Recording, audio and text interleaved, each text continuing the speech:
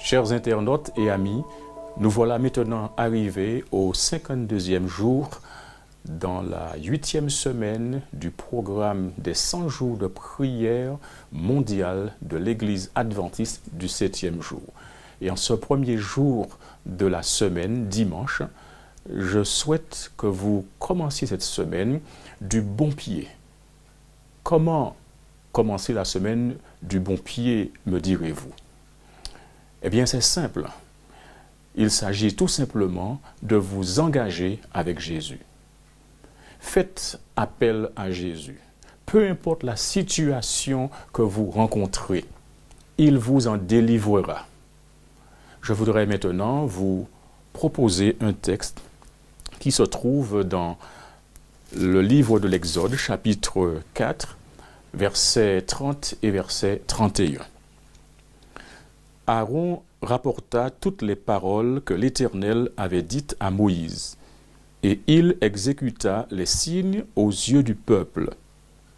Et le peuple crut, ils apprirent que l'Éternel avait visité les enfants d'Israël, qu'il avait vu leurs souffrances, et ils s'inclinèrent et se prosternèrent.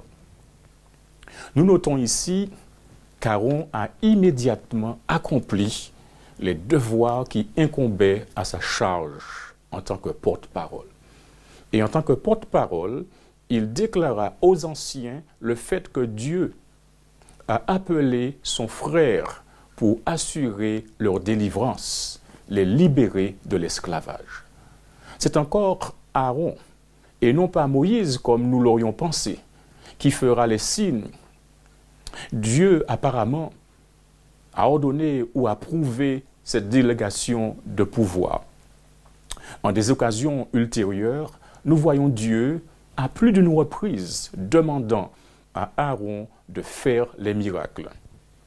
Mais il y a une autre évidence de l'approbation divine qui est importante de noter ici, et c'est très positif. Le texte dit « le peuple crut ». Cela est en contraste avec l'attitude incrédule habituelle d'Israël qui, si souvent, n'a pas cru en Dieu. Mais là, c'est différent. Leur soif de délivrance et les manifestations du pouvoir prodigieux de Dieu engendrent une réponse favorable de la part des anciens. Observez, chers internautes, et appréciez la suite. Le texte dit « Ils s'inclinèrent et se prosternèrent ». C'est extraordinaire de voir comment les choses peuvent changer, ce qui signifie que tout peut évoluer à tout moment. Les dispositions peuvent être obtenues et ce qui hier était difficile peuvent aujourd'hui devenir facile et possible. En effet, la foi du peuple et l'adoration à travers lesquelles cela est exprimé prouvent que la promesse que Dieu a faite à leur Père brûle encore au fond de leur cœur.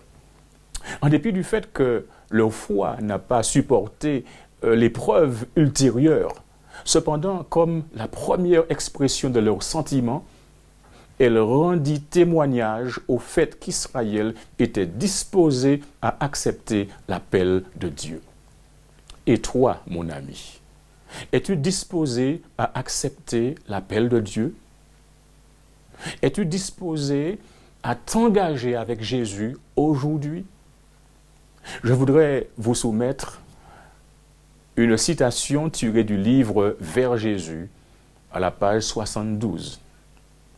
Vous désirez vous donner à lui, mais vous êtes faible moralement, esclave du doute et sous l'empire des habitudes de votre vie de péché. Vos promesses et vos résolutions sont comme des toiles d'araignée. Vous ne pouvez dominer sur vos pensées, vos impulsions, vos affections, le souvenir de vos promesses non tenues et des engagements auxquels vous avez failli, faibli ou affaibli votre confiance en votre propre sincérité et crée en vous le sentiment que Dieu ne peut vous accepter.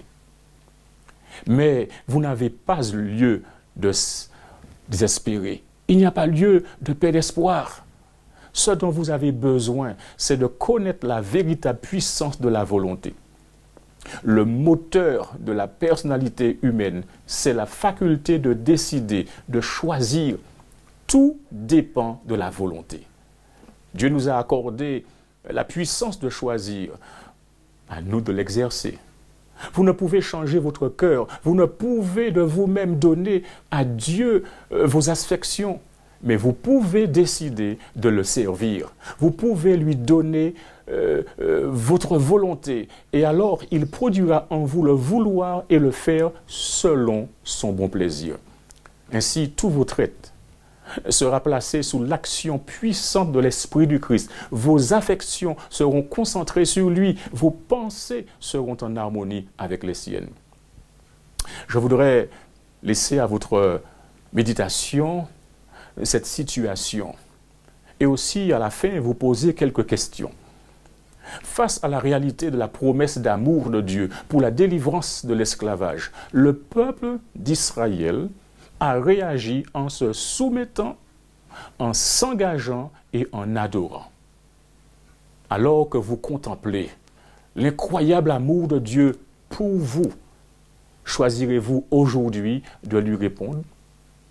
Lui donnerez-vous votre volonté, votre vie et votre cœur? Dieu est bon, n'est-ce pas? Il désire aider et guérir.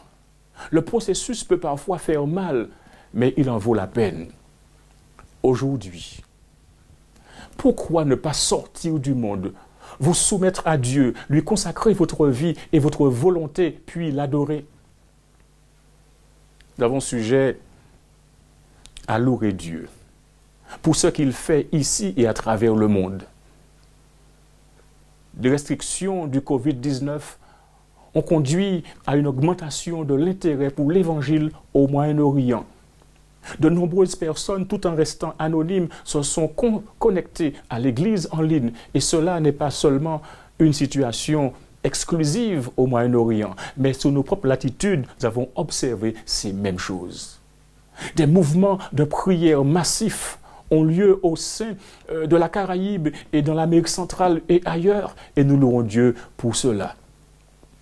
Mon ami, Dieu est attentif aux cris de ses enfants. Il écoute les prières des hommes et des femmes qui se tournent vers lui de cœur contrit et repentant. Il prend plaisir et il tend l'oreille aux requêtes des jeunes et des enfants qui se jettent à ses pieds pour se vider, soumettre leurs préoccupations, ce qui les effraie, ce qui les angoisse. Qu'est-ce qui vous angoisse maintenant? Qu'est-ce qui vous effraie? Dieu, il prend plaisir à écouter vos cris. Alors, ne soyez plus esclaves de la peur, parce que vous êtes des enfants de Dieu. Faites-lui confiance.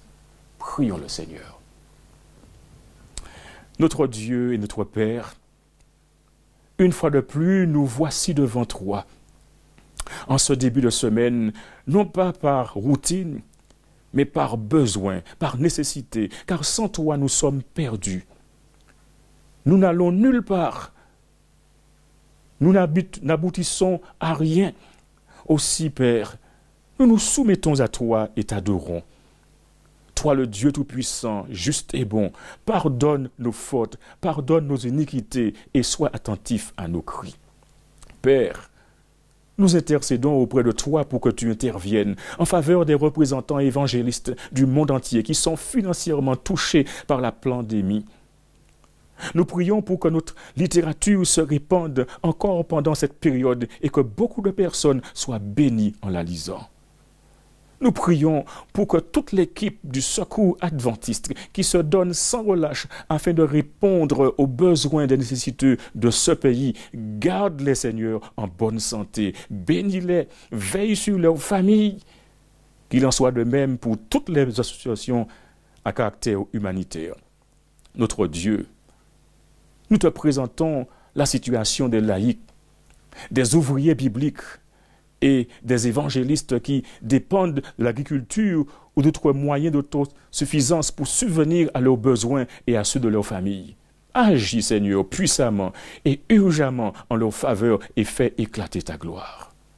Enfin, tendre Père céleste, nous te prions pour nos régions frappées en ce moment par la sécheresse, pour ces milliers de foyers qui sont privés d'eau pendant toute la journée, des semaines parfois, et qui se trouvent dans le désarroi le plus total en cette période de pandémie où l'eau est vitale pour assurer une bonne hygiène. Manifeste ta puissance, ô notre Dieu, comme du temps du prophète Élie, et envoie des nuages remplis de pluie et pourvoie aux besoins de tes enfants. Accompagne, s'il te plaît, cette pluie du Saint-Esprit, et que l'on reconnaisse ici et là que tu es Dieu, le seul qui est capable de répondre à nos urgents besoins. Ô Père, bénis tes enfants, fortifie-les, qu'ils ne perdent pas courage, qu'ils ne perdent pas espoir, mais qu'ils s'accrochent à toi et que chaque jour, dans leur situation, ils continuent de garder les regards fixés sur Jésus. Ô Père, que le Christ revienne bientôt pour nous enlever de cette situation de misère, de problème, en sorte que nous soyons dans le bonheur, dans la paix, dans l'amour, dans la justice pour l'éternité. Ça, c'est notre souhait que nous te demandons au nom de Jésus. Amen. Que Dieu vous bénisse, qu'il vous garde et ne perdez pas courage et chaque jour, engagez-vous avec Jésus.